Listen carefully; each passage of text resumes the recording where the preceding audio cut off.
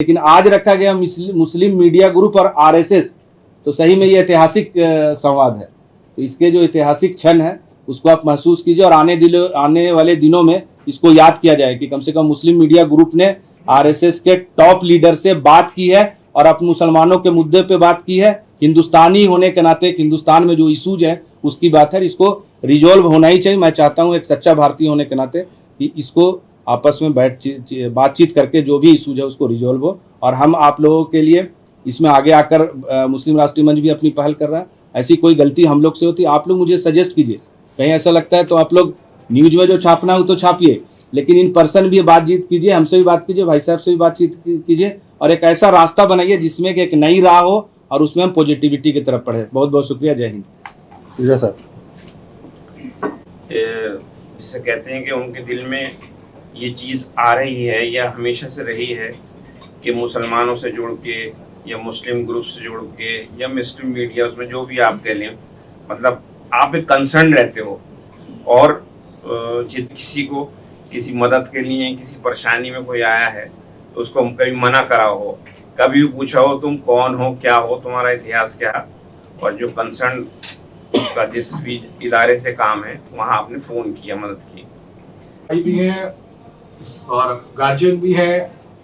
अपेक्षा हमसे ज्यादा है कि हम नहीं कोऑपरेट कर पाए, ऐसा नहीं।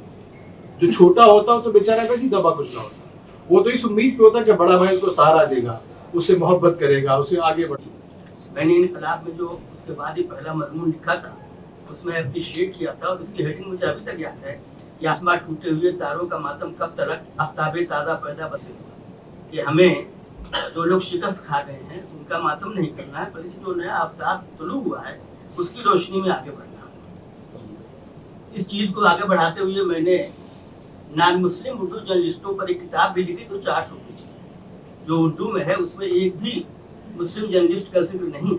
400 पेज का और 200-250 गैर मुस्लिम उर्दू सहाफियों। तो डायलॉग तो जाहिर है, मतलब डायलॉग तो किसी भी समाज का, किसी भी कल्चर का, किसी भी मुल्क का एक जरूरी हिस्सा है और डायलॉग की जरूरत सभी को है, ये सच्चाई है। और जिंद्रेश जी से उनको डायरेक्ट सुनते हुए मतलब बहुत सारे प्रोग्राम्स में 2003 से जयपुर से मतलब बहुत सारे प्रोग्राम्स में मैंने अटेंड किए हैं और इस बात की शिद्दत से ज़रूरत है, ख़ास तौर से पहले तो हमेशा से ज़रूरत थी, मगर अब जो माहौल है मुस्लिम तबके को ऐसा लगता है कि 2014 के बाद थोड़ा सा उसको आइसोलेटेड करने की कोशिश की गई या उसको अलग थलग करने की कोशिश की गई, या उसे लगता है कि उसके साथ बहुत सारे डिपार्टमेंट्स, बहुत सारी हुकूमतें, बहुत सारी सूबों की हुकूमतें इम्तियाजी सुलूक बरत रही है, भेदभाव अपना रही है। वो थोड़ी सी उसके अंदर वो फीलिंग आई है और उसकी वजूहात भी है और उसमें ये भी सच्चाई है कि मीडिया का बहुत बड़ा रोल है, ये भी सच्चाई है। और हम ये कहें कि उसमें उर्दू मीडिया का रोल नहीं होगा तो वैसा भी नहीं है, क्योंकि कई बार हम लोग भी जाने अनजाने में मतलब वो बातें कहे जाते हैं, लिख देते हैं जिसे हमें लगता है कि हम सही कह रहे हैं, मगर उसका असर गलत पड़ता है दूसरी कम्युनिटी के ऊपर जो उसको पढ़ता, सुनता या उसको देखता है। तो वो इसके ऊपर काम करने की बहुत जरूरत है, क्योंकि एक चीज इंपॉर्टेंट यहाँ पे ये है, आप उर्दू मीडिया के लोगों से बात कर रहे हैं, ये बहुत अच्छी बात है। और जो प्रॉब्लम है वो प्रॉब्लम हो सकता है डायलॉग हमारे साथ करने से वो प्रॉब्लम मतलब थोड़ा उसका सॉल्यूशन मिले, मगर प्रॉब्लम कहीं और छिपी हुई है और हमें उन लोगों के साथ भी बैठ करके बात करने की जरूरत है। मुझे लगता है यहाँ पर जितने भी मुस्लिम इस वक्त जर्नलिस्ट हैं या किसी भी फील्ड में काम करने वाले हों, उनका एक तजुर्बा हमेशा ये रहता है कि उनके साथ काम करने वाला उनका हिंदू प्लीग, जो भी उनका सीनियर हो, जूनियर हो या उनका मतलब जो है साथी हो, वो हमेशा ये कहता है कि यार तुम ठीक ठाक आदमी हो, तुम अच्छे हो, मगर बाकी लोग, तुम्हारी कौम जो है वो बहुत खराब है। तो मुझे लगता है कि इसकी सबसे बड़ी वजह यह है क्योंकि वो उस आदमी से हर रोज मिलता है, उसका अमल हर रोज वो देखता है, उससे बात करता है, तो वो उसको ठीक ठाक लगता है कि ये भी मेरे जैसा ही है।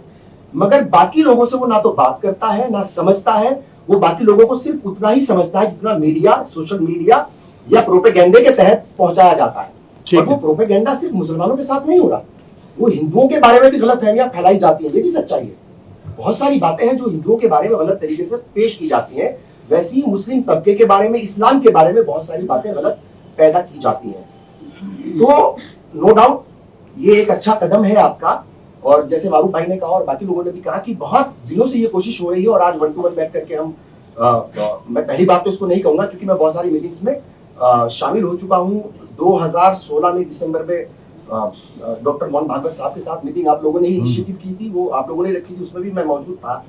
उसमें भी मेरा यही कहना था कि डायलॉग जरूर कीजिए, मगर ये जो परसेप्शन है या ये जो एक गलत फहमी कह लीजिए या इसमें सच्चाई भी हो सकती है, इसे खत्म करने के लिए कुछ इकदाम जरूर उठाने पड़ेंगे, वो सिर्फ बातचीत से नहीं होंगे। तो वो इकदाम उठाने की जरूरत है और वो इकदाम बहुत सारे हो सकते हैं, हम उसको लिखित में भी दे देंगे आपको, जो भी हमारे पास होंगे। ठीक है, वक्त की कमी ठीक है, ठीक है ना, उसको भी आसिफ साहब बहुत बहुत शुक्रिया। लीजिए। मेरी हिम्मत को सराहो, मेरे हमराही बनो, मैंने एक क्षमा जलाई हीन हवाओं को खुदा। जहाँ हम बैठे हैं वहाँ तो ये महसूस हो रहा है।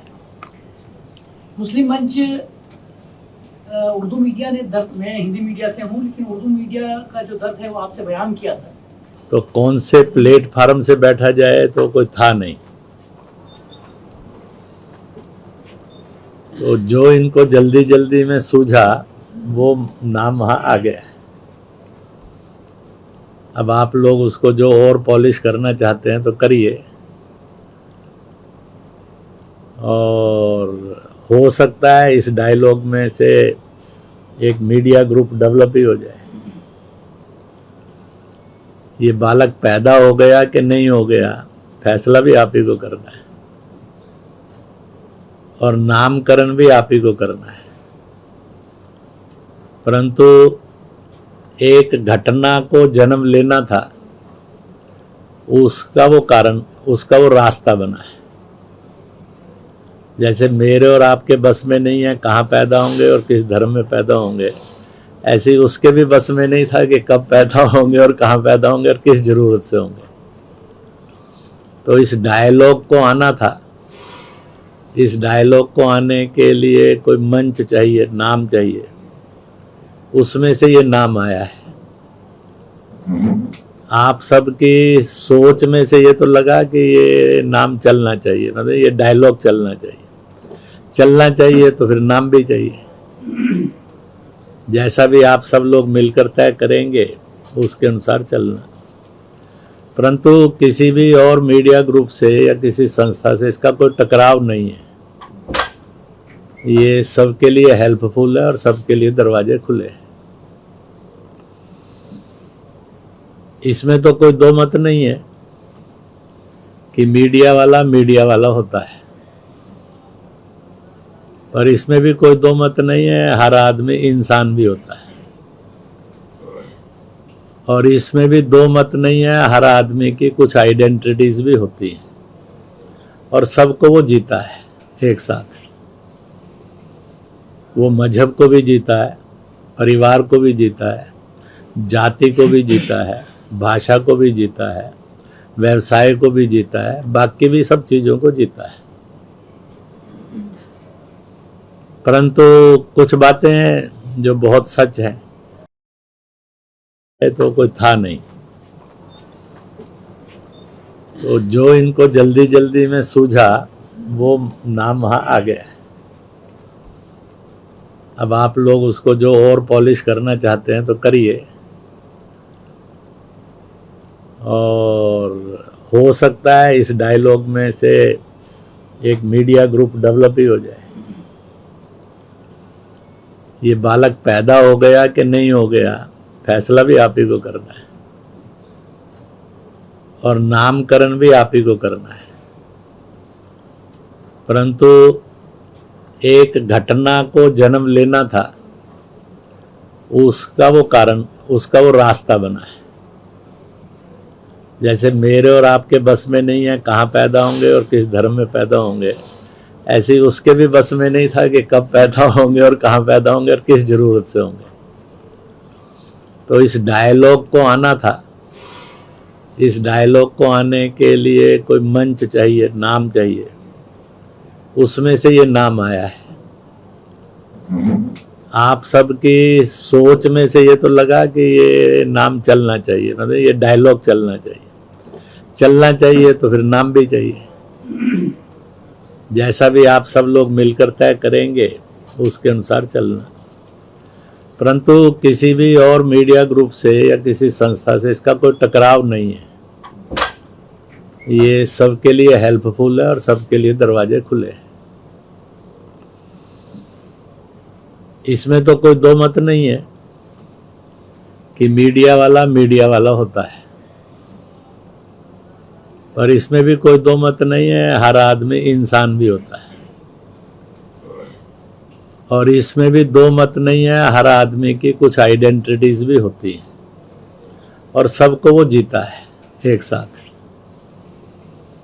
वो मजहब को भी जीता है, परिवार को भी जीता है, जाति को भी जीता है, भाषा को भी जीता है, व्यवसाय को भी जीता है, बाकी भी सब चीज़ों को जीता है। परंतु कुछ बातें हैं जो बहुत सच हैं, वो मेरे और आपकी तय बातें नहीं हैं, वो मालिक ने दी। जैसे दुनिया के जितने भी बिलोंग्स टू क्रिश्चियनिटी कंट्रीज हैं, वहाँ का कोई भी नागरिक कैथोलिक, प्रोटेस्टेंट, प्रेस्बिटेरियन, बाप्टिस्ट, ईसाई नहीं कहलाता है। ब्रिटेन का आदमी ब्रिटिश कहलाता है, अमेरिका का आदमी अमेरिकन कहलाता है, इटली का आदमी इटालियन कहलाता है, फ्रांस का आदमी फ्रेंच कहलाता है। ऐसे दुनिया में जितने मुस्लिम देश हैं, किसी भी देश का नागरिक मुसलमान नहीं कहलाता है।